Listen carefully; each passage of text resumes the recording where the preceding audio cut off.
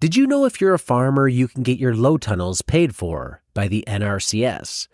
Through a recently launched government program, farmers can get between $4 and $5 per square foot in reimbursement towards a Quick Hoops low tunnel system. That's free money to help increase production on your farm. Learn more about Quick Hoops and the NRCS program at shop.moderngrower.co or using the link below. What do the margins look like on salad dressing? So I'll make up some numbers. Say it costs you $2 a bottle.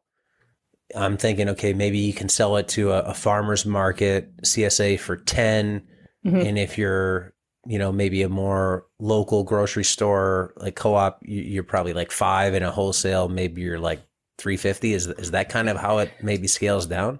Yeah. I mean, so ideally, if you are selling direct to consumer, I think you want to get 50 to 60% margin. If you're selling direct to the grocery store, every grocery store is going to need at least 30 to 40% margin. And then like my distributor, so I sell to my distributor,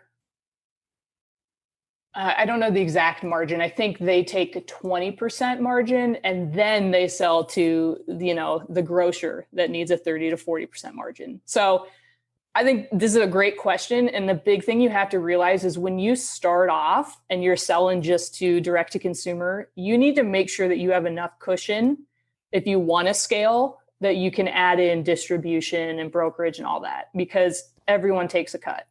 So if you're not getting at least 50 to 60% margin just direct to consumer, I don't think the numbers are going to play out if you want to scale it. Probably it's also thinking of the ingredients. If you're putting in all, Cadillac ingredients in it, mm-hmm. driving your input costs way up, and maybe you're okay, like you said, selling it to direct to consumer for $12 a bottle, but you got $7 into it, and now you go to wholesale it, and like there's just no room. So you either got to find a way to modify those ingredients or do something to get that cost down. And that kind of comes down to, what you value. So our products are not certified organic. Like, yes, I think that's great, but like, there's no way we could afford to make the numbers work if we bought certified organic avocado oil and so on. And so, if that's what you value, great, but just understand that your margins and numbers are going to be different. So it's okay to say that you value the price of your product. Yes, I want to have a quality product, but if I'm not able to sell it to the consumer, there's no point of even having it if I'm losing money. So. Yeah. And as somebody who sells shelf stable products, like I can't imagine, selling all stuff that goes off in a week, like perishable, vegetables do. I think that can be really hard, really stressful.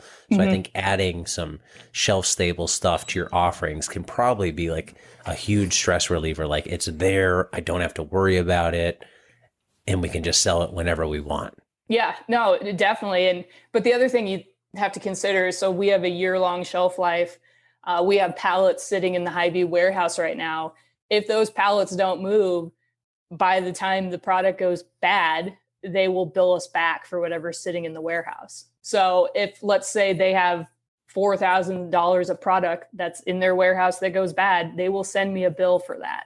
So that's never happened because I'm aware of it, and we keep an idea. They have an online program that we can monitor. So I can say, oh, they're sitting on 30 cases that's 25 weeks old. Let's put it on sale. So you can be proactive about it. But you do hear horror stories of small scale businesses that gets this, $5,000 bill that they didn't expect. So there's lots of ins and outs to this world that you don't want to learn the hard way. Hello, growers. Want to boost your sales, reach new customers, and streamline your sales process, all from your home office? Ready Farmer 1, my book, is your ultimate guide to making it happen. Imagine increasing your farm's revenue without ever spending a Saturday at the farmer's market. The book will show you how to create, design, and market an online farm store, learn from real farmers sharing real stories about how they move their stores online, freeing up their weekends and increasing their sales. Get my book, Ready Farmer 1, on Amazon and transform your farm business today.